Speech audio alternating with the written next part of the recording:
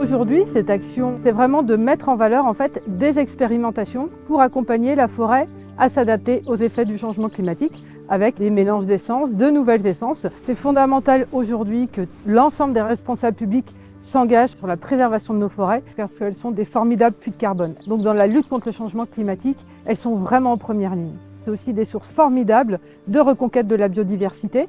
Elles jouent aussi un rôle de régulation des cycles de l'eau. Et il y a aussi un dernier enjeu, celui de la prévention des risques par rapport à la population, avec le risque des méga-feux, on l'a vu cet été. Avoir une gestion écologique des forêts, préparer l'avenir, ça permet aussi d'avoir des forêts qui sont plus résilientes et donc des territoires meilleurs à vivre pour les habitants.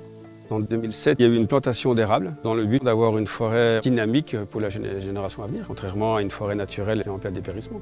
Tout début du siècle, l'érable était majoritaire dans la région. On s'est rendu compte qu'avec le réchauffement climatique, c'était une essence qui résistait énormément au choc hydrique, au choc thermique. L'intérêt, c'est de préserver son capital forestier. Il faut les exploiter, il faut essayer de les ensemencer au mieux que possible avec des essences qui vont résister à l'avenir. C'est un pari sur l'avenir.